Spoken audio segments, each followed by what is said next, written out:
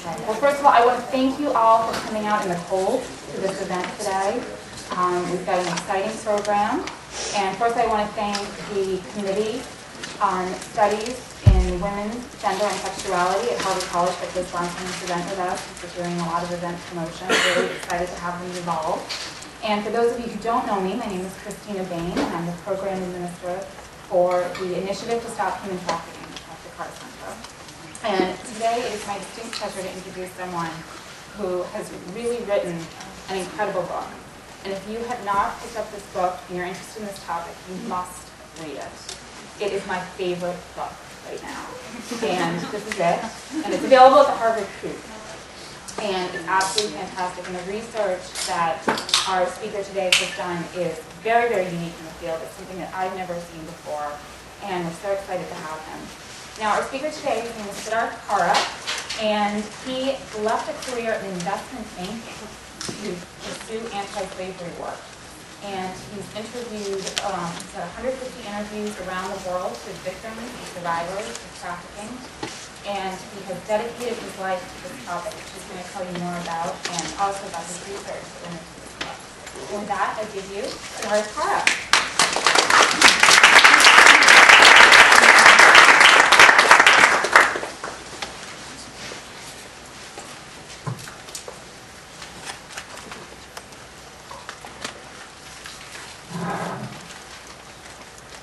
Hi everyone. Is the volume okay? And I'm not blocking this, am I? Okay. Well, I want to thank Christina for those kind words, and the Carr Center and Trinity School for having me here today, and all of you for coming out. I'd like to spend the next few minutes talking to you about a fundamental human rights violation called sex trafficking. Sex trafficking is an exceedingly grotesque, highly profitable component of contemporary slavery. No form of slavery is nearly as profitable, and it can be argued none is as barbarically exploitive. I've met hundreds of slaves during 8 years of research in more than 14 countries, and I've met the traffickers, slave owners, and other criminals who exploited them. Beyond trying to raise awareness, I've taken a slightly different approach to this issue, one predicated on a business and economic understanding of the global sex trafficking industry. This approach is not intended to lose sight of the human cost of these crimes. To that end, I'd like to start with a story to give you a first-hand sense of what we are talking about. I met Inez at a shelter in the seaside town of Vlora, Albania. With a meek voice and downturned eyes, she told me the following story, which spanned from 1995 to 2003. I was walking to my aunt's house for ironing work when I was kidnapped by 3 men. They closed my eyes, gagged my mouth, and threw me in their car. They said if I try to escape, they will kill me. They drove 1 full day to Burekastra, and we went to a hotel.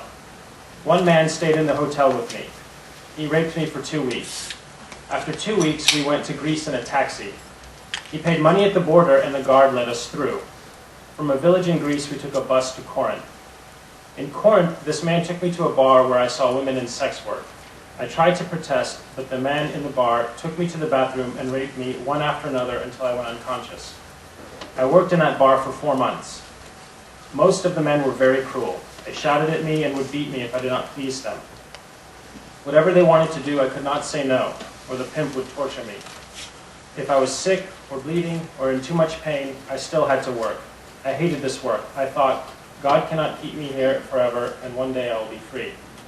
After 2 years, the pimp took us shopping. I saw a policeman and ran to him. I told him what happened to me, and he took me to the police station. The police put me in a detention cell for 17 days. After this, they deported me to the Kakavija border point. I did not have money, and I told the border guard what happened and asked him to call my father. The border guard took pity on me, and the next day my father came for me. When I arrived home, my father did not believe me. He said I chose this work, and he denounced me. I had to leave my home. I felt so sad I cried for days, and I wanted to take my life. I slept on the streets 1 week when a man in our village that I had known from my childhood promised to help me find work. I was very cold and hungry, so I went with this man. He took me to Vlora, and very late at night, he sent me with other girls on a speedboat to Italy. He promised me these men would help me find work. When we came to Italy, the men drove us to Torino. They told us we will work in a hotel as cleaning ladies, but in Torino they took me into an apartment and raped me. They made me take clients in that apartment, then a second apartment. After the second apartment, they took me to Belgium for 3 months. Then they took me back to Italy to Firenze. In Firenze, they left me with a very bad pimp who beat me every day. This is how I got the scar on my forehead. She points to a long gash across her forehead. Sometimes he would beat me until I fainted. I thought this man might kill me, so I tried to escape. But he caught me on the streets and pulled out one of my teeth for punishment. She points to the missing tooth. After Firenze, they sent me to Amsterdam. In Amsterdam, I worked in a closed brothel for 8 months.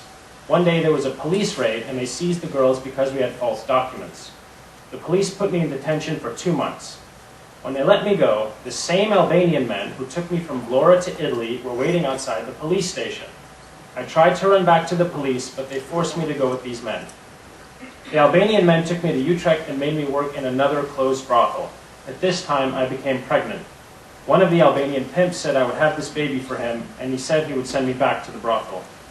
I did not want to give this man my baby, so I ran to nuns who have a shelter for abused women. I stayed in the shelter until my son was born, and the nuns helped me get documents. I returned to Albania on January 22nd, 2003. I went back to my family home and showed them my son, but my father shunned me again. Every day I try to forget what I have suffered, but the faces of these men come in my sleep. I'm afraid if they find me, they will send me for sex again. I hate these men. I do not want to sleep with all these men. I do not want these men to kill me.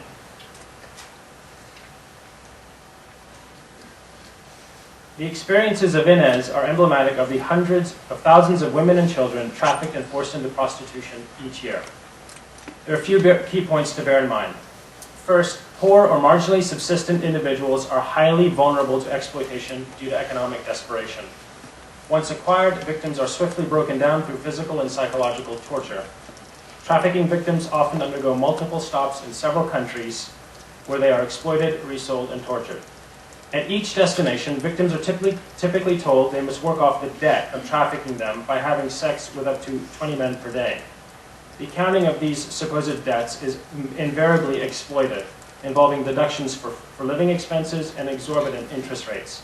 For others, no farce of debt repayment is provided. They are simply kept in a state of perpetual forced prostitution. Brothel owners often resell slaves to new exploiters. If the slave does not escape, the cycle of exploitation may never end. Even if they do escape, they often face the same conditions of poverty or vulnerability that led to their initial enslavement, resulting in one or more instances of re-trafficking. Here I have a photo of a piece of art created by Inez while she was living in a shelter in Vlora, Albania. The totality of my research into the global sex trafficking industry led me to conclude that there are 4 main deficiencies in current attempts to abolish these crimes. First, despite increased media and journalistic attention, sex trafficking remains poorly understood. Second, the organizations dedicated to combating sex trafficking are underfunded and uncoordinated internationally. Third, the laws against sex trafficking are overwhelmingly anemic and poorly enforced. Fourth, a systematic business and economic analysis of the industry has not been conducted, designed to identify strategic points of intervention in the business of sex trafficking and more properly align the level of response with the magnitude of the crimes. My book outlines a plan to address all 4 of these impediments. I'd like to spend the remainder of our time distilling some of the key points. The first point to understand is that slavery still exists. By my calculation, there were 28.4 million slaves at the end of 2006, but there is a growth rate. The number is not static, and I calculate approximately 29 million slaves at the time of this talk. Slaves are broadly defined as individuals who are held captive, coerced against their will, to work or perform services without compensation. There are many modes by which slaves are exploited, which I've aggregated into 3 categories: bonded labor or debt bondage, trafficked slaves, and forced labor slaves. Let's start with bonded labor. The overwhelming majority of bonded laborers live in South Asia. The economic model of debt bondage dates back centuries, involving various models such as peonage, sharecropping, and serfdom. In essence, individuals borrow money or assets and are bound in servitude until the debts are repaid, which they often never are. This young boy down here was a child bonded labor at a brick kiln in India. These three individuals, who you can't quite see, will work up to 2 months in dark, cramped quarters to make one 12-foot by 15-foot carpet, which will be exported abroad. Forced laborers are more evenly spread throughout the world. They're coerced to work without pay through violence, the threat of violence, or a similar penalty. The line between bonded labor and forced labor can be easily blurred. The more farcical a debt becomes, the more the bonded laborer is actually a forced laborer. These young boys are Roma gypsies, and many such children are forced to beg in the streets of Tirana, Albania, in the upscale Bloku portion of town. The child lying down had a gash on his forehead and crusted blood on the sidewalk. I was unable to speak to the boys or get assistance from local NGOs, but I was able to give them some food and wet wipes to clean up the boy lying down. Which brings us to the third component, trafficked slaves and sex trafficking. Understanding the essence and functioning of the crime is crucial if we are to design more effective abolitionist tactics. To that end, here is my analysis of how the crime works. Sex trafficking consists of two components, slave trading and slavery. Slave trading represents the supply side of the industry. Slavery represents the demand side of the industry. Combined, these two criminal acts constitute a very sophisticated business. Like any business, sex trafficking has retailers, wholesalers, distributors, and consumers. Like any business, sex trafficking is governed by the forces of supply and demand. Slave trading I've defined here, and slavery I've defined here. I won't read it to you, but you can see the definitions. The business of sex trafficking is analyzed here in terms of its functional anatomy. It contains 3 steps: acquisition, movement, and exploitation, and often results in 1 or more counts of re-trafficking. Let's take a closer look at each of these 3 steps. First, acquisition. Acquisition of sex slaves primarily occurs in 1 of 5 ways: deceit, sale by family, abduction, seduction or romance, or the recruitment by former slaves. Each of these means was utilized in every country I visited. Deceit is the most common tactic utilized. It entails a false offer of job, travel, or other income-generating opportunity for the purpose of acquiring a slave. It can also include false marriage offers. I've provided an example here. This is a false advertisement in a newspaper called Makler in Moldova. And such advertisements successfully recruit thousands of slaves each year with the promise of lucrative jobs abroad, in countries as close as Italy or as far away as the United States and Japan. Local staff told me this particular advertisement was a common attempt used by organized crime to secure trafficking victims. It was listed by a travel agency and promised a study abroad program. However, travel agencies were not licensed to provide study abroad programs. Sale by family typically involves conditions of poverty, desperation, and displacement that lead many families to sell a child into slavery. Such sales are almost always heartbreaking decisions that parents are forced to make due to extremes of destitution few Westerners can imagine. In rare cases, parents sell children out of greed. I met a jittery young woman named Brigitte in a shelter in Italy who was pressured to remain in sex slavery for years because of small remittances sent to her parents. Using a startling metaphor, she said, "We are like slot machines to our families." Abduction is not nearly as frequent a means of acquiring slaves as the mainstream media would have us believe. The primary reason is that an abducted victim is inherently unwilling to travel and will try to escape at any opportunity. Many victims of forced prostitution are originally acquired through promises of love. Individuals approach vulnerable young girls, treat them to extravagant gifts, and seduce them to migrate to a rich country where they can build a life together. That's, of course, a one-way ticket into slavery. Finally, recruitment by former slaves was a very difficult one for me to accept. But throughout my travels, I met several slaves who had spent years in sexual enslavement and ultimately became allies of the slave owners. These slaves were dressed in very fine clothes, given large amounts of cash, and sent to their home areas, and they were promised commissions for each new individual they recruited. Step 2 is movement. Sex slaves are moved from countries of origin through transit countries into destination countries. In the case of internal trafficking, the same country acts as origin, transit, and destination. This movement is achieved by almost any conveyance imaginable. I met victims who are transported by car, bus, train, plane, boat, ferry, raft, and by foot. Bribes are paid to border guards, and false passports are used to transport individuals almost anywhere in the world. The macro movement of sex slaves involves transit from poor areas and countries to richer areas and countries. In this picture, taken in a village near the Thai-Burmese border, you can see how the dense vegetation makes it very easy to pass from one country to another. I took numerous photos just like this one at numerous border points around the world, demonstrating the difficulty in trying to block movement. In this picture, you can see Vlora Harbor in Albania. Prior to Operation Puna in 2002, several speedboats filled with slaves made the 2 to 3 hour journey to Italy each day in broad daylight. After 2002, trafficking from Vlora was supposed to stop, though several locals told me that the harbor was still used in the dead of night to traffic slaves to Italy. I actually conducted my own stakeout at the harbor and did see considerable late night activity. Finally, step 3 is exploitation. Exploitation of sex slaves primarily indicates the violent coercion of unpaid sex services, though in essence, exploitation begins the moment the slave is acquired. Slaves are raped, tortured, starved, humiliated, and drugged during transportation. Breaking the spirits of slaves continues once the slave is sold. In Falkland Road, a former sex slave named Malika told me that minors were mercilessly abused when they first arrived, and that they were given opium so that they would have sex with clients. If they misbehaved, arms were broken. If they tried to escape, they might have their throats cut in front of the other slaves, providing a visceral lesson in the fate that awaited them should they try to escape. Sex slaves are exploited in 6 primary types of venue, and I tracked down some or all in every country I visited. The first is brothels. Bungalow brothels in Bombay can possess up to 200 or 300 prostitutes, up to half of whom might be minors or slaves.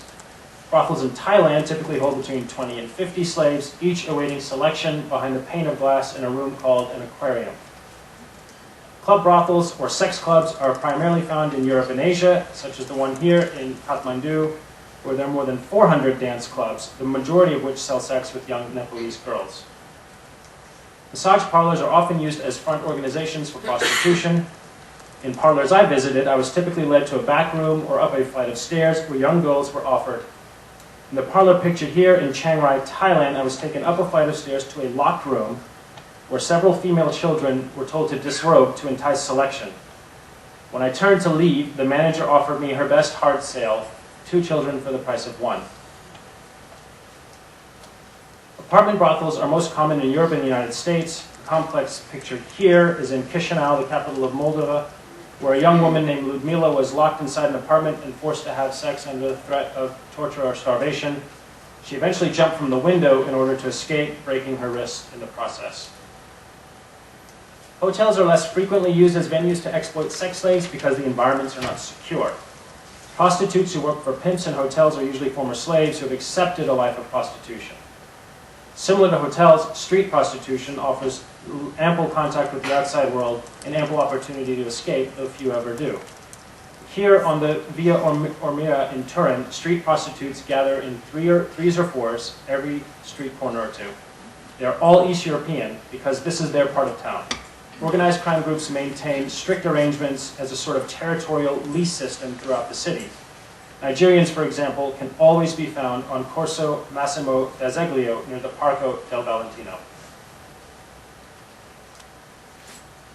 As you can imagine, the fate of most sex slaves is quite grim. The slaves I met in victim shelters were the bare few who had managed to escape, and even then their lives offered little hope. Most were infected with HIV, suffered acute drug and alcohol addictions, had been shunned by families, and had little prospects of employment or any form of self-sufficiency upon departure from the shelters.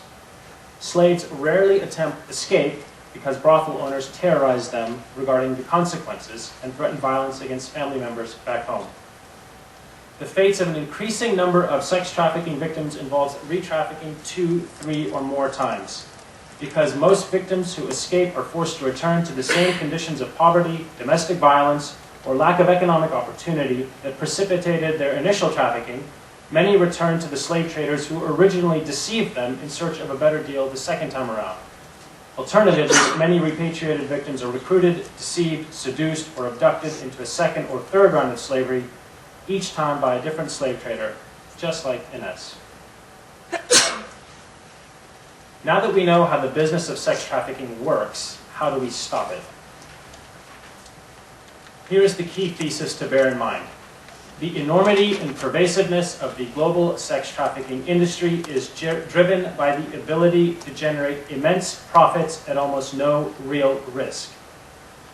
Let me start with the first part of that equation, immense profit. Even though sex slaves comprise only 4% of the total slaves in the world, those same slaves generate approximately 40% of the profits enjoyed by slave owners worldwide.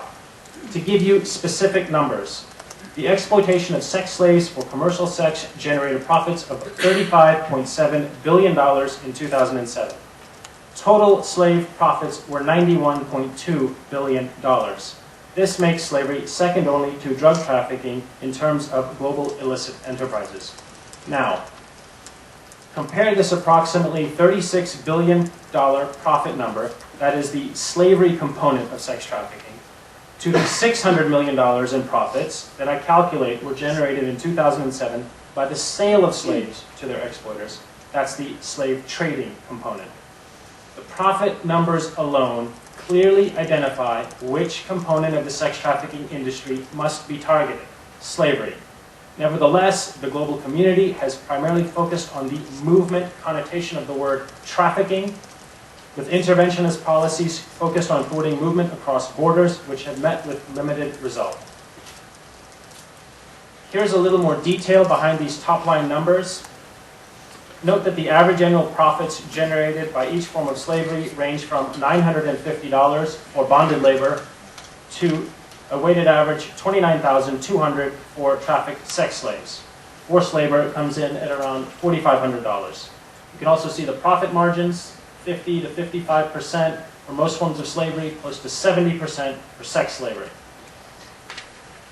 Now, compare this weighted average $29,000 per year per slave profit number to the global weighted average purchase price of a slave that I calculate, which is $1,900. The return on investment is staggering. In fact, it's more staggering than you might think. To understand the true magnitude of profits generated by the exploitation of sex slaves, I've introduced a concept called the exploitation value of a slave. This metric is not intended to insult the human cost of these crimes, but rather to capture the total value of a sex slave to an exploiter for the computed average duration of enslavement in each region around the world. I provide all the details in the book. This slide includes the top line numbers. In essence, to take an example, West Europe, you can acquire a slave for a weighted average around $7,500 to $8,000 in that region and generate profits of over $156,000 before that slave either escapes, is freed, or perishes. Let me now turn to the second half of the very compelling sex slave equation, no real risk. I will explain what I mean by way of example. In India, at the time I wrote my book, the only relevant criminal provision for sex slavery was a $44 fine for owning a brothel. This compares to profits of approximately $12,900 per slave per year that can be generated by exploiting sex slaves, roughly 3 times the country's per capita income. In countries like Italy and Thailand, there are no fines for exploiting sex slaves. There are always provisions for incarceration, but sentences are relatively short and can often be further reduced through small payments. Even in countries where there are stiff financial penalties stipulated in the law, such as here in the United States or countries like the Netherlands or Albania, the levels of prosecution and conviction of sex slave exploiters are paltry, due in large part to the reasons outlined on this slide. As a result, the real risk of exploiting sex slaves is almost nil. That is to say, the costs of exploiting sex slaves are minuscule as weighed against the immense profits that can be enjoyed. Bear in mind, an economic assessment of risk is crucial because at its essence, sex slavery, like all forms of slavery, is fundamentally an economic crime. It seeks to maximize profits by minimizing costs, in this case, the cost of labor. What does this economic analysis tell us? I believe the most effective measures to eradicate the global sex trafficking industry are those that reduce aggregate demand for slaves among slave owners and consumers through an attack on the industry's immense profitability. There is clearly considerable demand for sex slaves worldwide. Let me take a moment to discuss the supply side of the industry and why I feel the near-term focus should still be deployed against demand. The supply of contemporary slaves is promoted by ancient factors relating to poverty, military conflict, social instability, lawlessness, and acute bias against ethnicity and gender. These historic supply-side drivers were sharply exacerbated in the post-Cold War era by the policies of economic globalization, whose net result can be seen in this slide. These exacerbations created three primary origin regions of contemporary slaves: Central and East Europe, South Asia, and Southeast Asia around the Mekong subregion. Latin America and Africa are also key sources of trafficked slaves, but the three regions I cited are responsible for the preponderance of today's trafficked sex slaves. The results noted in this slide, plus several areas of severe military conflict, rendered tens of millions of people highly vulnerable to trafficking, enslavement, and other forms of exploitation. However, we must not place the entirety of the blame on economic globalization for the rise in sex trafficking in the three regions I noted. Rather, globalization exacerbated historic factors which specifically fueled the supply of potential sex slaves in these regions, namely deep-rooted bias against gender and ethnicity. Throughout my travels, no discovery shocked me more than the extreme level of bias and socioeconomic disenfranchisement faced by millions of women across the globe. These factors contributed directly to female vulnerability to slave traders when the surrounding political and economic infrastructures disintegrated. Beyond systemic bias, the most alarming discovery of my research was the prevalence of violence against women, particularly in rural areas. Countless women each day are beaten and treated as male sexual property. In regions where these abuses were most prevalent, I found the most active origins of trafficked sex slaves. Many sex slaves told me that fleeing from these abuses delivered them into the hands of sex traffickers. When I asked these women why they thought men treated them so poorly, their answers invariably presupposed the necessity of male abuse of females. A young woman in Belts, Moldova, looked at me and said, "When a man beats a woman, you call the police, we call it tradition." A brave woman in Sindapalchak in Nepal summarized the truth of the lives of so many rural women in the world when she said to me, "Men want women as slaves." Similar to gender, minority ethnicities and castes are disenfranchised from economic and educational opportunities, as well as healthcare, social safety nets, and basic rights. In each of the three primary origin regions of sex trafficking, minorities were the most heavily trafficked populations during the socioeconomic upheaval caused by globalization.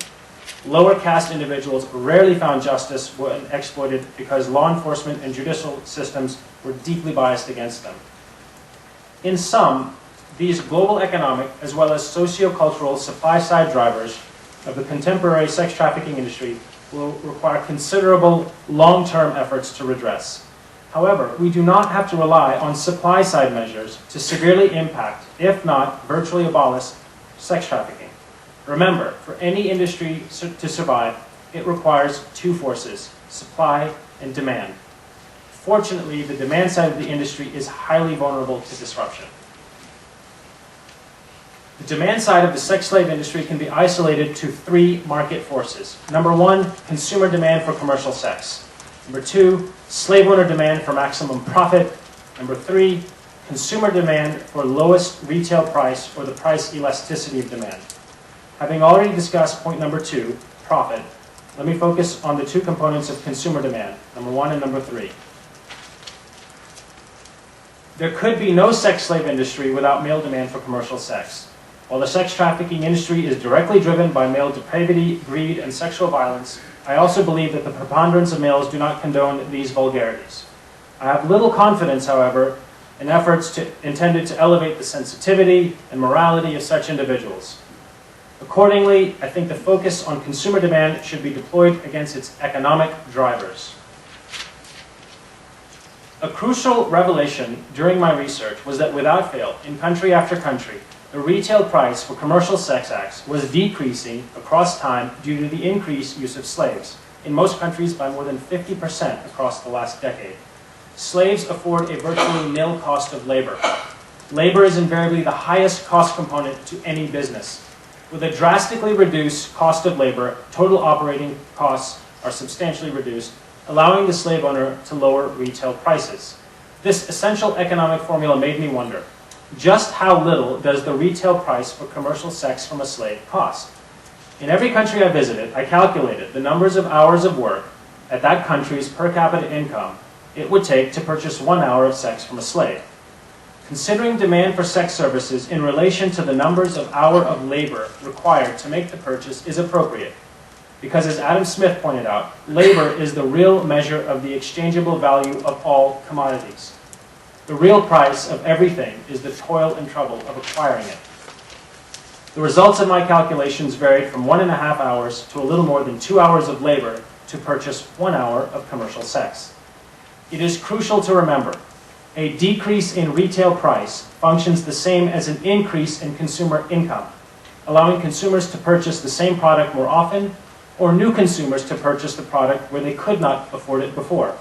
As the economist John Maynard Keynes wrote, the fundamental psychological law is that men are disposed, as a rule and on average, to increase their consumption as their incomes increase. So ask yourself, how many male consumers will trade in 1.5 or 2 hours of work for 1 hour of commercial sex? The answer is more than enough to create powerful forces of consumer demand, which in turn motivate slave owner demand to acquire more slaves. This aggregate demand among slave owners and consumers is the most deadly driver of the contemporary sex trafficking industry. The logical question to ask is, what would happen to consumer demand if the price instead required 6 or 9 hours of work? What if the price were raised above the threshold of a consumer's disposable income? An economic concept called the elasticity of demand can shed light on these questions. The price elasticity of a product designates the percent decrease in demand for every 1% increase in price. Some products, like gasoline, are not elastic, others are. Using data I gathered at a brothel in Kamathipura, I constructed a basic demand curve for sex services in this brothel in Bombay. I also plotted the individual's monthly income and expenses to determine the maximum disposable income available to purchase sex. It should be no surprise that sex services in this brothel were highly elastic. A key revelation in the data is that when price doubled from $4 to $8 per sex act, aggregate demand dropped by more than 80%. A large part of the reduction was due to the fact that when price increased from $5.50 to $6, the day laborers I interviewed were priced out of the market. They only had enough monthly disposable income to purchase 1 sex act per month at the rate of $5.50. What does this mean? It means the most effective measures to eradicate the global sex trafficking industry are those that reduce aggregate demand for slaves among slave owners and consumers through an attack on the industry's immense profitability. An attack on profitability will reduce aggregate demand because slave owners will be forced to accept a lower profit, hence less desirable business, or they will pass the increased cost to consumers by elevating retail price, which will in turn reduce consumer demand. Recall our key thesis. The enormity of sex trafficking is driven by the ability to generate immense profits at almost no real risk. The most effective way to attack profitability is to elevate real risk. In the book, I call this an inversion of the risk-reward economics of the global sex trafficking industry, and I describe 7 tactics I believe will accomplish this goal. These tactics must be designed and deployed by a new brand of global abolitionist coalition that I outline, which must possess sufficient unity, expertise, resources, and transnational cooperation to wage a more effective assault on the global sex trafficking industry. Brighter minds will no doubt devise the best tactics, but I hope to spur the analysis with a few suggestions of my own. The following 7 tactical interventions are designed to create an upward shock in the costs and risks associated with the exploitation of sex slaves. The First is the creation of an international slavery and trafficking inspection force operationally similar to weapons inspectors utilized by the United Nations. Second is the creation of trade and in some cases paid community vigilance committees consisting of volunteers, members of the community, business owners, and specially trained individuals who will keep their eyes and ears open for slaves, thereby advancing the moral rigor of this global abolitionist coalition and the presence of law enforcement. We have to institute targeted, proactive law enforcement raids against establishments for which there is a strong suspicion of slave-like exploitation, with protections in place to minimize adverse effects against individuals, slaves or otherwise, living in those establishments. We have to increase funding for salaries for anti-trafficking police, prosecutors, and judges. Right now, the acceptance of bribes and other forms of corruption is a key barrier to the success of the justice process. A prosecutor in Moldova makes about $150 a month, a judge about $200 a month. A slave owner makes tens of thousands of dollars per slave per year, so offering a bribe that's equal to 1 year's annual income to a judge is no more than a small cost of business for that slave owner. We have to institute specialized fast-track courts to prosecute trafficking crimes, with international observers and judicial review to minimize corruption. Fully funded witness protection for slaves and their families for the duration of the trial is crucial, as well as up to 12 months afterwards. Many cases fall apart because of threats against former slaves who are too afraid to testify, or because of economic desperation. They cannot sit around for 8, 9, 12, 18 months while cases take place. They need to go find a way to make a living. Finally, a massive increase in the financial penalties associated with sex slave crimes, perhaps to the level of drug trafficking crimes. This financial increase, along with the increased prosecution and conviction levels achieved through the above, should elevate the real risk and cost of sex trafficking to an economically detrimental level. But we can only get there with far more resources deployed in the fight against slavery and far more risk introduced into this near risk-free system of human exploitation. Regarding levels of resources, let me draw a comparison to a few other wars. The U.S. government currently spends more than 300 times more money per year to fight a war on drugs than it does a war against slavery. And the economic penalties for trafficking in cocaine, for example, are typically 20 times greater than the economic penalties against slavery. Or consider the U.S. government, that the U.S. government currently spends $7,700 per Iraqi citizen, which is fewer than the number of slaves in the world, per year to supposedly liberate them from a dictator and institute democracy, while current anti-slavery funding works out to approximately $22 per trafficked slave per year. That's only per trafficked slave. However, the comparison ends there, because a war on slavery is a war we can win. The business model of sex trafficking is vulnerable. It provides a direct point of intervention at the point of intersection between slave owner and consumer.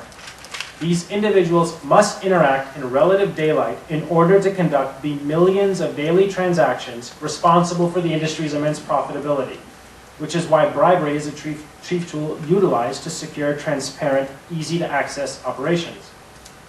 This vulnerability can and must be exploited by the kind of interventionist, risk-elevating tactics I've described. If someone like me is able to track down slaves and confront their exploiters, then more aggressive interventions and elevated resources can surely bring an end to these grotesque crimes. Slavery is a stain on humankind that must be buried alongside our ugliest demons. I'd like to end with one more narrative shared with me by a young girl named Sushila in a shelter in Kathmandu called Shakti Samua, the first such shelter in Asia founded by the former victims of sex trafficking. When I was young, I helped my father work in a rice mill. The owners of the mill had a 20-year-old son who came to my room every night and raped me. I was only 11 years old, so the pain was terrible. My father did not believe me when I told him. Eventually, I could not take it anymore, and I ran away. By evening, I sat in front of a shop, and a woman approached me and said I could work in her hotel. A few days later, the woman and her husband took me on a bus and gave me ice cream. I fell asleep, and I do not remember anything after that. When I woke up, I was in another house of a Nepali woman. She took me to a bungalow in Mumbai. There were hundreds of girls in this bungalow. I did not want to go inside, but I was beaten and locked in a room. That evening, the Karwali, or house manager, came to my room and said I was sold for 40,000 rupees, roughly $890. She said I had to do sex work to pay back this money. I told her I had already been raped and I could not bear to be with men. I thought no one had touched you, she shouted. I paid the virgin price. She burned me with cigarettes and beat me with a wooden ladle. I was black and blue and my entire back was bruised. I cried the entire night. The next day, another prostitute told me if I wanted to eat, I should start to work. I told her I would rather starve. After 4 days, another woman from the Mahato caste tried to convince me. I still refused. After 1 week, a Japanese man came. They made an arrangement for me with this man for 60,000 rupees. They told him I was a virgin. The Japanese man stayed with me for 2 weeks. I was forced to be with him, even though the pain was unbearable. 4 days after the Japanese man left, another customer came. I was still bleeding, so the man went to the Karwali and shouted, "Why did you send me to a woman having her period?" The Karwali asked me if I was having my period, but I told her it was from the wounds in my vagina. The Malik, or brothel boss, called the doctor, and he stitched my wounds. I was given rest for 3 days, then I was forced to be with customers. My stitches opened, and I started to bleed again. This process happened 12 times. I do not know how many years I was in Kamathipura. I used to be with 25 customers a day. If we felt we would faint from the pain, the Karwali gave us medicine. We had to keep making sex with customers no matter what. When the Indian police conducted a raid in January 1996, they found me. After the rescue, I was kept in a shelter for 7 months. The Nepalese government would not allow us to return. They said, "The prostitutes are a reservoir of AIDS from India who will spread the disease in Nepal." With the help of NGOs, we were finally allowed to return to Nepal. They flew us back on 2 planes. The people in Nepal came to the airport and spat on us. They said they would contract AIDS just by touching us. I was lucky not to have AIDS, though I have other sexually transmitted diseases. I am still on medication. Thank you.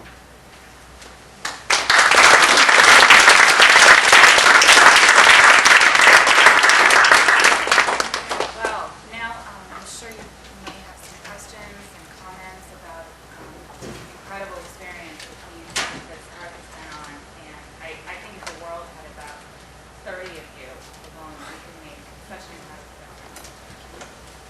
Lina? Hi, thank you so much for this really original look at how to attack the problem. My name is Lina Milan, and I work for a family foundation, and we just started a project called Demand Change, and we're focusing on stemming the demand for commercial sex in Massachusetts. And I was interested in what you thought. Given the global economic crisis, there's a lot of sex tourist capitals of the world, like Prague, are getting nervous that their business is going down because people don't have the disposable income to buy commercial sex. And I was curious to know what you think, that will this overall demand for the sex trade decrease sex slavery, or will it actually increase both the trafficking and the actual slavery because people will be looking for cheaper sources, maybe illegal sources to buy sex, and coupled with the fact that more women now are going into prostitution because of the dire economy? Sure. Thank you for asking that question. I've actually had a lot of conversations with colleagues in the field, and there are a lot of factors at play. On the supply side, we have to actually go back a few years to the commodity bubble, right? Just last year, a barrel of oil approached $150, which doubled and tripled the price of basic food inputs, fuel, and other staples. That commodity bubble took the 2.6 billion people who live on incomes of under $2 a day and pushed them over the edge. So they were suddenly unable to afford basic food and fuel and were that much more desperate and vulnerable and in need of income. So the commodity bubble, followed by this crisis, now meltdown, which has evaporated markets for many agricultural products and other products, is certainly fueling vulnerability on the supply side. The demand side, there's 2 competing forces that I see. On the one hand, the economic crisis results in reduction in incomes, which can reduce demand for highly elastic products such as pornography, commercial sex. Having said that, there's a competing force which I think is actually more powerful, which is as incomes go down, consumers are pushed into the lower ends of the market, which is the lowest price retail commercial sex act, which is only provided by slaves. As consumers get pushed down into the lower end of the market, that force will increase not only consumer demand, but as a result, slave owner demand for slaves. And it's hard to say which demand force is going to be more powerful. We'll have to wait and see. If I had to wager, I'd say the force pushing consumers down to the lowest price product is probably going to be the more powerful force, which of course isn't a good thing for the vulnerable people who could be trafficked into slavery.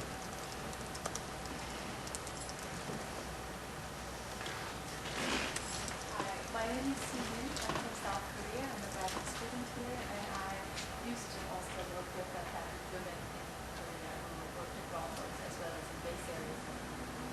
My question has to do with some of the suggestions that you mentioned, and I noticed that first up on the list was the creation of an international force, so to speak, that would be more proactive and issues.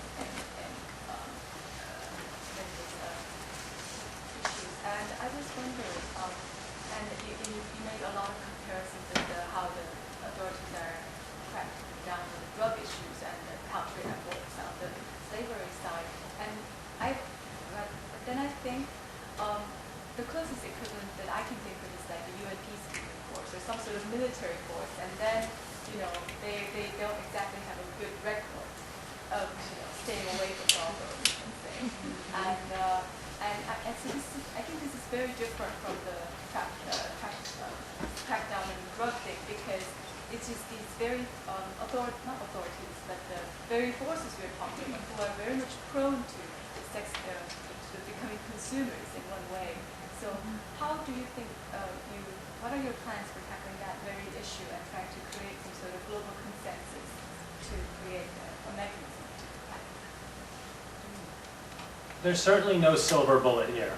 I know I've stressed focusing on the economic drivers of demand, but in truth, until we address the supply side, there's no end to slavery. There's no end to slavery. Now, if you accept my premise that the most effective assault in the near term on the sex trafficking industry is to disrupt the force of demand, is to attack profitability, bright minds can come up with any number of tactics designed to do that, accepting that premise. Now, the tactics I outlined are the ones that I feel would be most effective. You're right, in the past, these peacekeeping forces have been the first ones in the door of brothels in the Balkans, in the Mekong sub-region, etc., in the Congo and throughout Africa. Though I'd like to believe the United Nations is doing a better job of addressing that today, more recently. Nevertheless, you have to imagine a system that is so risk-free it captivates the interests of organized crime and mom-and-pop criminals alike. And the tactical interventions are designed to elevate risk. Now, there would be an overarching trafficking intervention force, slavery intervention force, okay, which can either operate on its own or in conjunction with local law enforcement, depending on what a country wants. But these would be highly trained, highly well-paid, highly funded individuals dealing with interventions in slavery. Slavery is not like other crimes, particularly sex trafficking. Sex slavery, the immense profitability is driven by this impunity. It happens in broad daylight. I'm no sophisticated investigative journalist or undercover operative, but I found sex slaves in every country I visited with relative ease. It wasn't that hard. And I'm not even in the market for this kind of thing because it's so transparent. An intervention force will elevate the distaste, the risk, the costs associated with these crimes. We don't have to stamp it out everywhere, but as risk is increased, criminals tend to shift their business interests into other markets that may be easier for them to pursue. Part of the risk has to also be on the consumer side.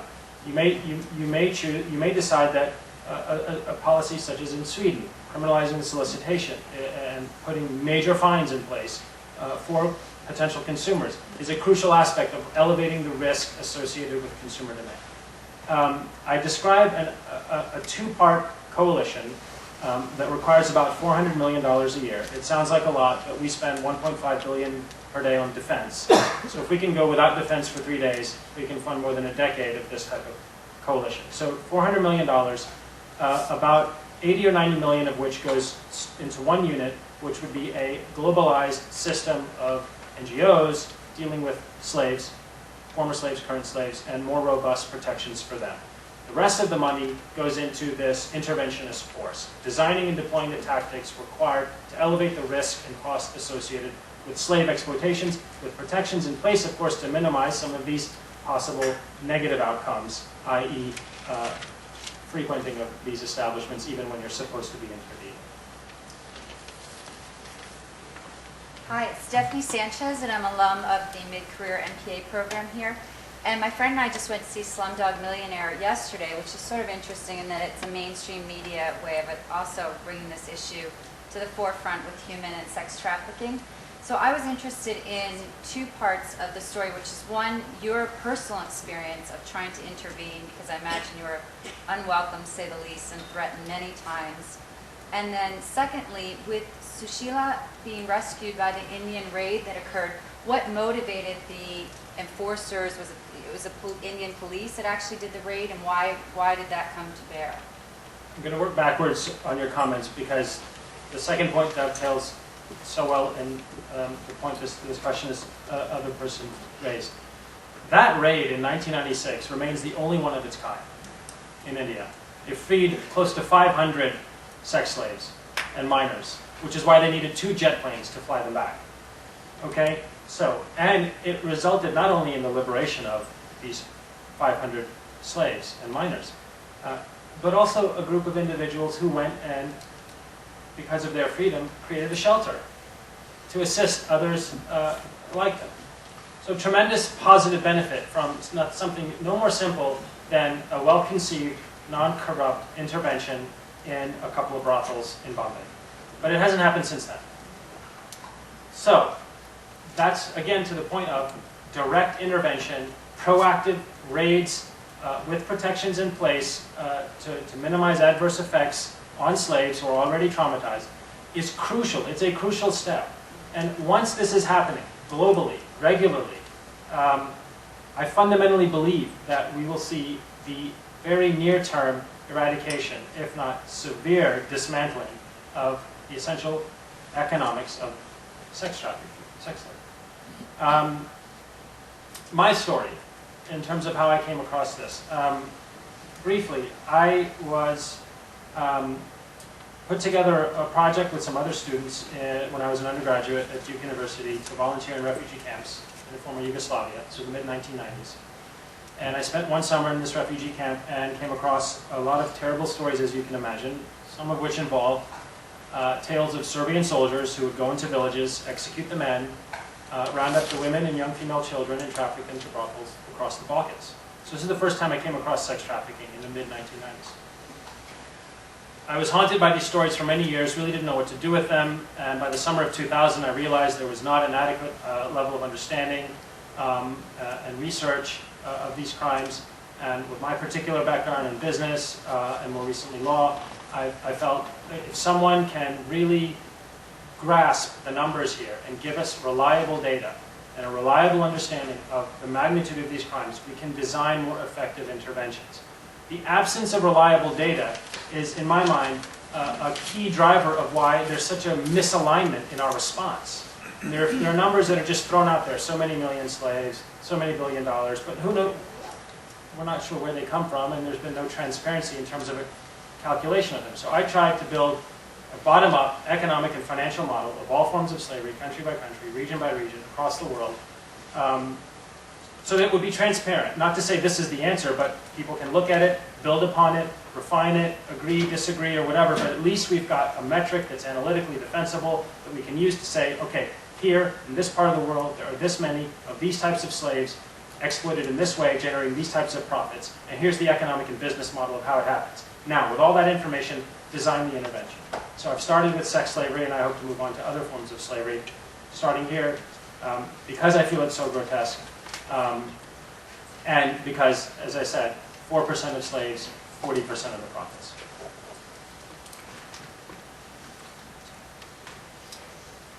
I work with students at MIT and Suffolk, including courses around human trafficking. I wonder what you would suggest, what your 6 or 7 points might be for people in the U.S. to do to contribute to the likelihood of those mega actions happening. See what I'm saying? You sort of bridge, as you say, the resources at this point that are not being devoted in the U.S. as one would expect. What are the small acts that can be done? 4 things. Okay. Number 1 is obviously knowledge and awareness. The more you know, the more you understand, the more bright minds can think about ways to do a better job of this individually and, of course, as groups collectively. Number 2 is I'm hoping this year to set up this community vigilance I've talked about. It's not rocket science, it's not a new concept. It already exists in many countries, but underfunded, underscaled, and very corrupt typically. But it's basically the extension of the moral rigor of law enforcement and this abolitionist coalition to keep your eyes and ears open in the front lines of slavery and be that force of awareness and intervention. Report back to the authorities, local law enforcement, a trafficking inspection force, what have you. It obviously requires some funding and some organizing, but it's something I hope to set up this year in wealthy countries like here. It would hopefully be volunteer-driven. In other countries, Moldova, rural India, Thailand, they'll be paid. Give them a job, give them income, give them motivation, accountability, and responsibility to track down slaves. So that's something individuals can do once I hopefully set it up. The third thing is obviously being a part of a more robust outcry, whether that means organizing and writing to your representatives, government officials, the UN, OSCE, all these organizations to say, look, this is intolerable. The persistence of slavery, more than 145 years after the Emancipation Proclamation, more than 180 years after the first bill passed both houses of Parliament in the UK abolishing slavery, it's unacceptable. It's intolerable. And the low status of this issue on the global agenda is similarly unacceptable. We demand that something be done about it. So that public outrage and outcry is crucial to motivating policymakers. Finally, volunteering, financial support, whatever individuals can do to support the NGOs that are on the front lines doing extraordinary work, putting their lives on the line every day to liberate slaves and help them get their lives back on track. A question? Hi, my name is Sunny Dupree. Catherine Davis and I are supporting some internships at the Carr-Ryan Center for graduate students in trafficking, sexual trafficking, to try to prevent that. Could you talk a little bit about if there are any countries in the world that have any sort of methodology towards the user of these services? And if so, could you speak further about that as a part of this effort? A methodology for? The users of these services. I think there are certain countries in the world that actually have certain penalties on people that go into other countries and use these services. I wonder if you could speak to that in any form. Sure, like sex tourists. Yeah, or whatever. Yeah. No, several countries have laws on the books meant to prevent individuals from traveling into other countries. These are typically Westerners traveling into poorer countries as sex tourists or consumers of commercial sex. Here we have laws here in the United States. I think the UK has laws. Sweden has laws. A handful of countries do have laws, and I haven't done a lot of research on levels of prosecution and conviction.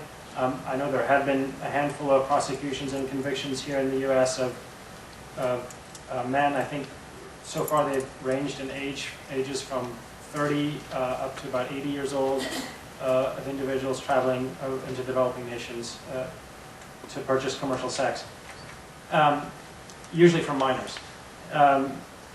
That's a key component of possibly elevating the cost and risk associated with consumer demand.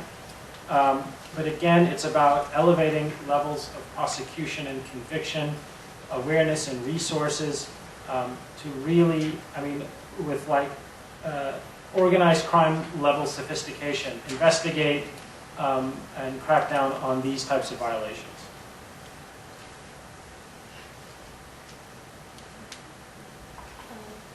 This is sort of a sad question. I'm wondering, as an economist, we all take it to be inherent that this is grotesque and it's something that has to be stopped. How do you,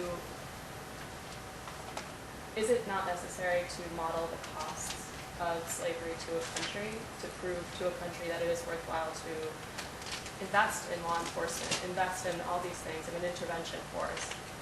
Everything has a cost, and of course, they want to know the benefit. Well, right now, slaves generate $91.2 billion in profits for their exploiters around the world. Now that's the profit number.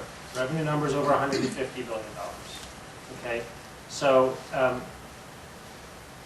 if you want to model to a government why it might be economically, obviously morally, everyone understands, right? But economic arguments, what are the economic arguments that might convince policymakers that, oh, it's in our economic interest to root out these crimes? The way I would do those calculations, and I've done some of them, is you take that number and you compare it to the following. Or here's one way to think about it. What are the tax benefits, tax revenue benefits of 29 million new consumers, right? Meaning 29 million people who right now have no income, can't consume, can't pay taxes, can't be part of their domestic or global economy.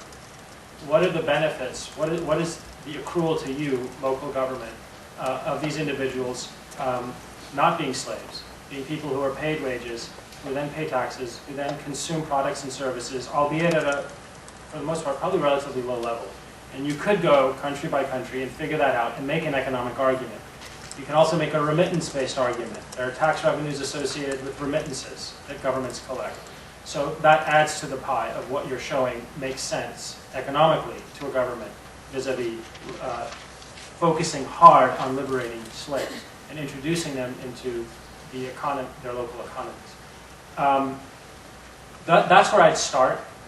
That's where I see the most powerful economic benefit to rooting out slavery to a government that may be thinking, well, we're cash-strapped, we're in a cataclysmic economic situation now.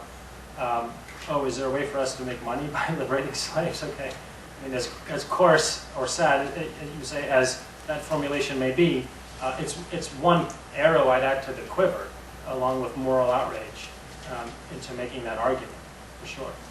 And there are some others. We can talk after some other ways. Legalization of prostitution, following on, like, what are your thoughts on legalization? Well, it's a hotly contested issue, obviously, and Europe provides good case studies in terms of taking two opposite sides of this debate. One is Sweden. In 1999, they were kind of at the forefront of passing laws criminalizing solicitation, prostitution, etc., under the logic that in a democratic society, there's no place for this kind of activity because it's inherently demeaning to women, paraphrasing their argument. Now, the data is preliminary, but there seems to be a reduction in trafficking into Sweden and a shift or increase to its neighboring countries, Denmark and Norway. Again, it's preliminary data. I'm sure a lot more analysis needs to be done. The Netherlands, Amsterdam in particular, took the opposite approach. In 2000, they legalized brothels under the logic that legalization will bring it out into the open, there'll be more protections, people will get incomes, they can unionize, they'll pay taxes, it's to our benefit, etc. And I've traveled to Amsterdam twice and done research there and talked with a lot of individuals who deal with this issue on a daily basis, including shopkeepers. And they all said, to a person, ever since this law was passed, there's been a marked increase in foreign women trafficked into the red light area in Amsterdam. And the reason is you can beat, torture, and intimidate anyone who's asked into saying, yes, I'm here willingly. And then in a system that's, in a legalization system, that's the end of the conversation, more often than not. So much so that I think recently the mayor of Amsterdam and some others were thinking about reversing this policy. But again, this is kind of preliminary anecdotal data. Remains to be seen what the best approach to take is. If I had to pick one, I'd probably veer more towards the Swedes than the Dutch on this issue. Yeah, this is a great presentation. How can we multiply people like yourself? I mean, this is serious because we need people who are really motivated like you. You have a real experience. I think over 90 countries, I mean, the same researchers, I've seen this sort of thing. How can we network and get more of this sort of thing so we can escalate the involvement and also get reliable data, global research? I mean, data is very powerful. If you really look at a comparison here, and I think there's more work to be done. You probably work overnight and hard, and it's pretty hard work. But can you maybe share ideas of how we can maybe increase this sort of motivation that you have? Well, obviously events such as this are crucial. People like Christina who get it and organize events like this. I see kind of two stages, right? The first stage in the contemporary global abolitionist movement was to remind people that slavery still exists. And that started in '99 with Kevin Bale's Disposable People. I think we've reached kind of, awareness is always a good thing, more awareness is always a good thing, but I think we're reaching a fulcrum point on the effectiveness of awareness, and I see a stage 2 happen, which is the harnessing and leveraging of that awareness and consequent outcry into more effective intervention and action. And I think that stage 2 is going to occur at the intersection of economics and outrage, or economics and human rights. And these two camps tend to not talk too much to each other or even like each other sometimes, but I see the most effective response happening at the intersection of those two paths, those two communities. So I'm hoping to be a part of bringing these camps together and leveraging the outrage and the awareness and all these people who are in this room doing so much amazing work into a regime that says, now here's an approach to the data, to understanding the economics and the business model. Now what does that tell us about intervening? Now let's do it effectively with more resources. Let's all of us together get in front of the people who we need in order to affect this kind of change.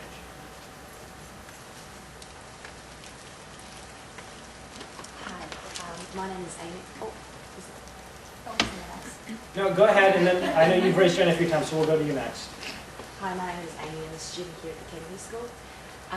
I've worked with both bonded labourers and human trafficked victims in India, and I affirm what you say about all these stories and all these strategies. Yet, what I see is that there's a lot of international movement. There's a lot of NGOs out there. Yet the inherent problems that I'm seeing is a judiciary that don't work, not only for slavery issues, but for really civilian issues, really. An overworked, underpaid, undertrained police force, a local government, and other levels of government who don't work either. So, I'm at a point where I'm like, okay, what is the role of NGOs versus the government in dealing with something like this? How desirable is it that NGOs keep doing this, whereas the government just lay back and go, okay, give me the silver platter, I'll go in and raid, and then we hit another bump, which is the judicial just don't work. So that's my first question about the role of us as civilians. And secondly is of the approach to take. We can make sex, commercial sex, very like economically unviable, but inherently these victims still need a way out. These people who are not going to be trafficked anymore are still poor, they're still suffering violence at home and in society. They're pretty much bottom people of the society. Like, what do? Like, you're still stuck at a point. Once you have, even if the government pulls its weight up in everything, it will still get to a point where it's just like, okay, human trafficking is solved, and then you see the research again, because these people still don't have opportunities. So these are my comments / reflections and questions. So I know that they're not easy. Those are all crucial observations. Absolutely, corruption, bureaucracy, inefficiency in the justice systems around the world, particularly in developing nations, is a major hurdle to an effective response, not just to slavery, but any number of other human rights violations. And this is a major hurdle. And acute asymmetry in access to justice among minority ethnic groups and gender is also a major hurdle.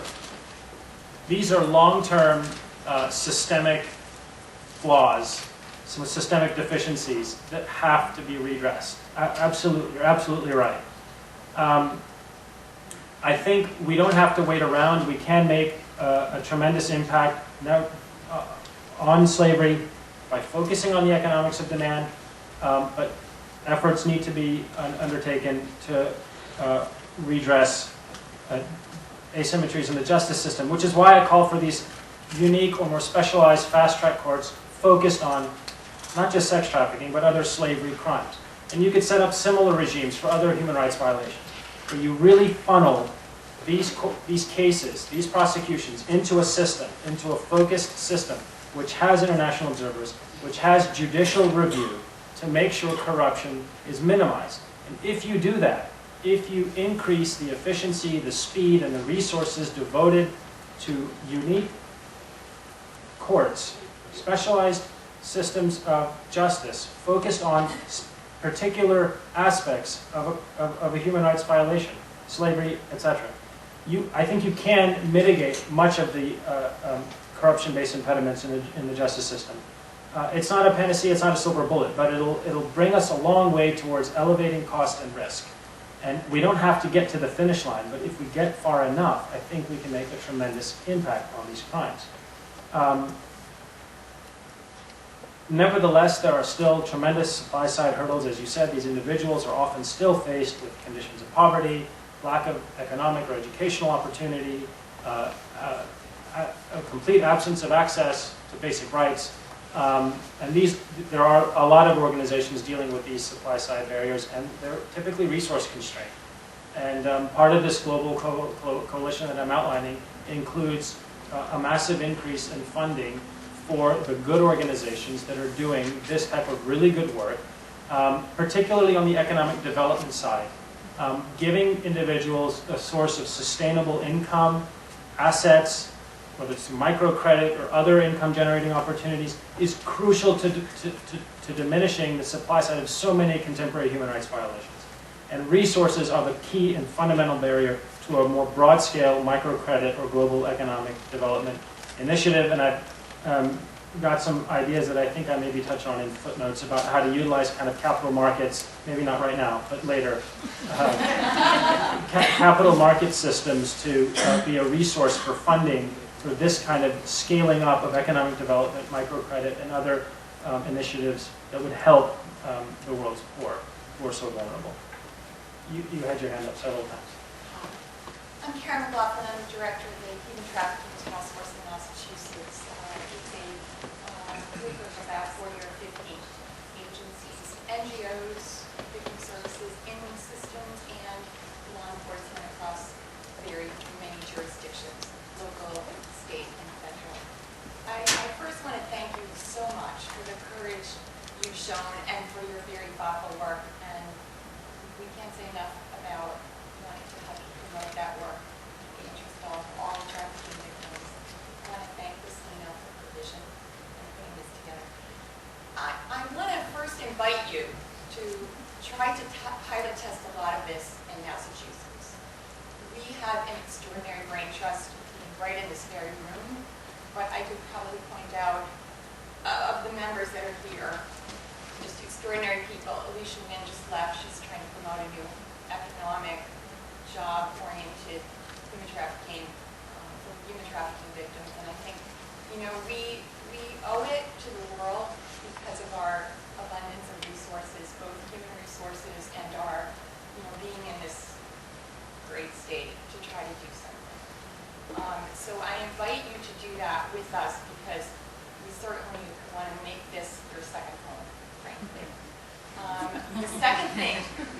I'd really like to do, I think we really have to start small, and the professor here from MIT, thank you so much. There is so much local work to be done, but we really need your help, and you're an extraordinary champion. We don't find people like you on a daily basis, but we do find people who will help follow your lead. I think one of the things that we're struggling with nationally, and we see it here in our state, is we really need some prosecutors trained on the economic side of things. We have strike forces that do this with organized crime, but it isn't working across law enforcement, FBI, customs and immigration. Frankly, I think we need to find a place for you to be an expert witness if you haven't already been in a criminal trial, because you certainly have the credentials. So I'm not, suggesting we put you out there tomorrow, but we need to make some great case law based on what you're doing. We're struggling with restitution values for victims.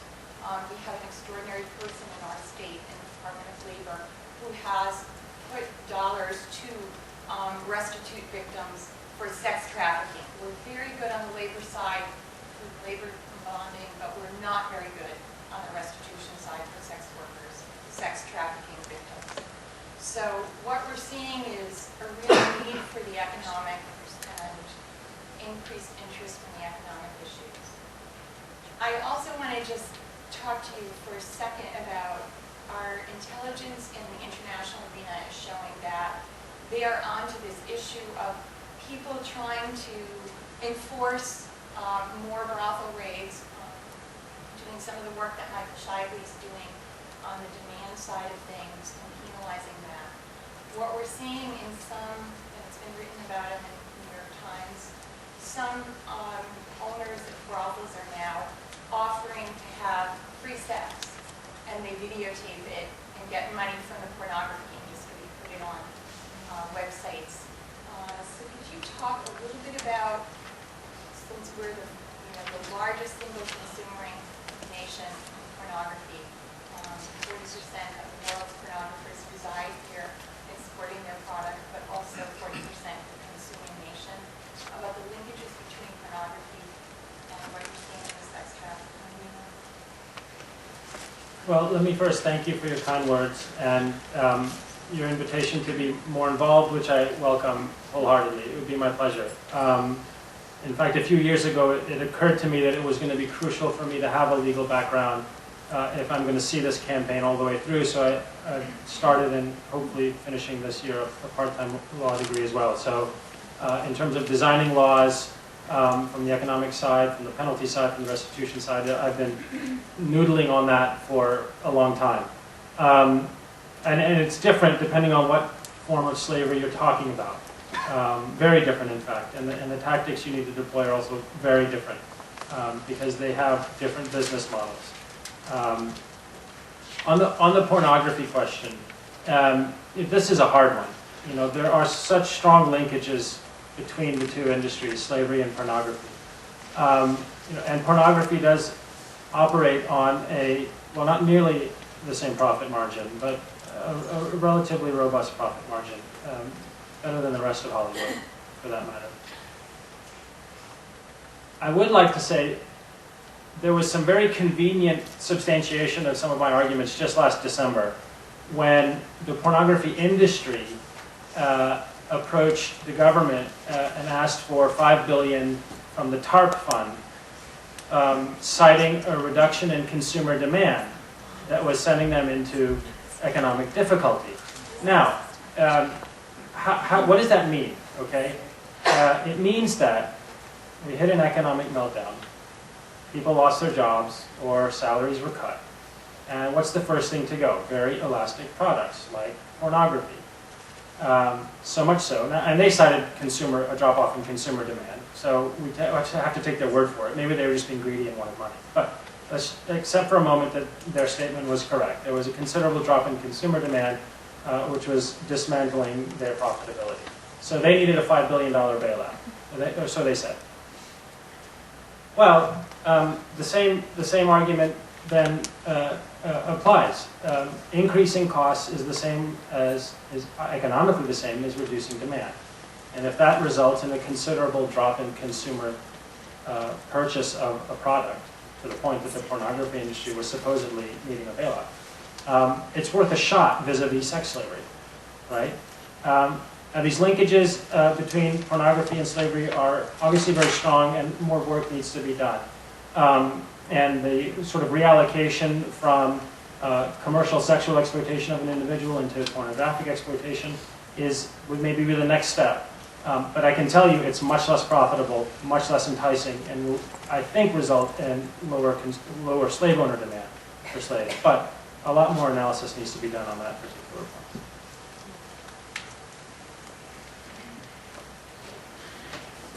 In the back?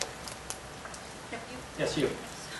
Your account of the 1996 raid in Mumbai reminded me that more recently a commissioner of Mumbai tried, I think he tried closing down brothels and reforming, but that was protested by the brothel owners. Could you tell us, I mean, what happened? I mean, was he overly enthusiastic or? Yeah, I mean, the situation in India is very frustrating, particularly for an Indian like me, and maybe like you. There is so much exploitation in so many ways in India of the hundreds and millions of poor. And all it takes is a little political will and focus and resources and intervention, and there can be so much less exploitation. But it doesn't happen. And it doesn't happen because of bureaucracy and corruption. And there have been attempts to have more of these large-scale raids or regular interventions, rounding up minors and slaves and other people and getting them out of these conditions. But it doesn't happen because it filters down to the local level. And at the local level, the police are all on the payroll of the exploiters. And they're the consumers of these slaves. They make so much more money through bribery than they do their civil servant wages. That's why it's controversial, but I'm calling for this internationally defined force with transnational jurisdiction, which will hopefully circumvent, circumnavigate, or obviate that sort of, to use a telecommunications term, that last mile problem, right? Where it's right there at the local level, and that's where you hit the block because of the corruption and the inability to close the reach, or to reach far enough. So you go to the Indian government and other governments and say, if you're serious about this, this is what has to be done. You either work with this force or let this force do its own thing within your borders. Because it's so easy, really, it is easy enough to root out the preponderance of this type of exploitation. And then if the Indian government says, well, no, for this and that and the other reason, they're in an awkward position, right? Why would you not want to root out slavery? So if they say yes, you've obviated some of the local barriers to this particular form of intervention.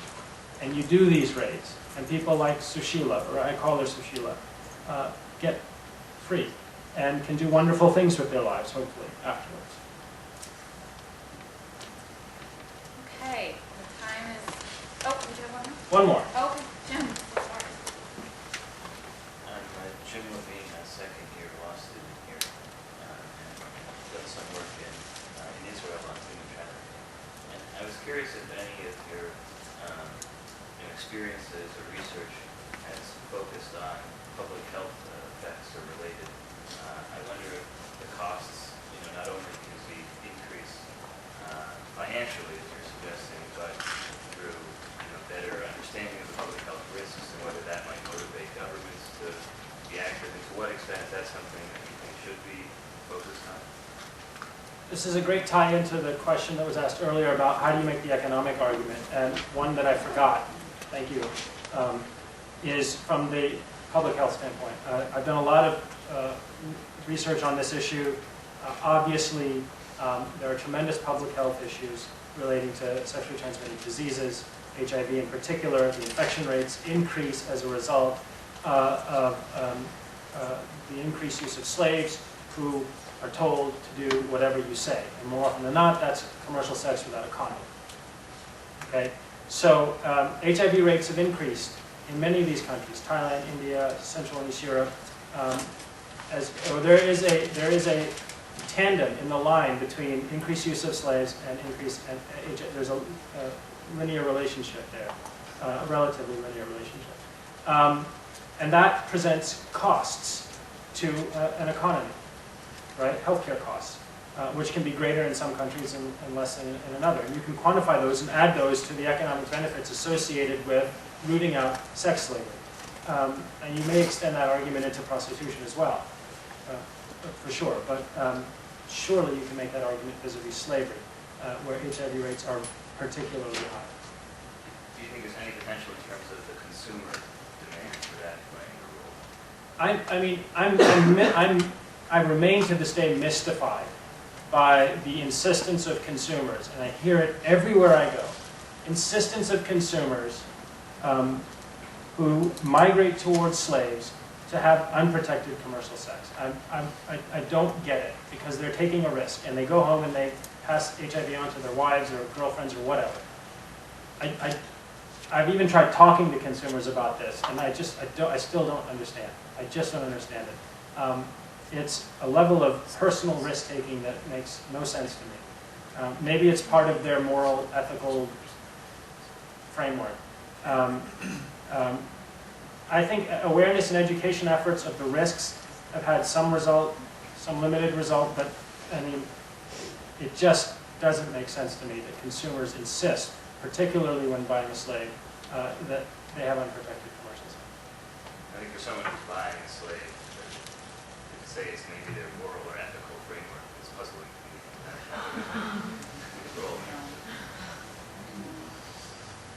Thank you.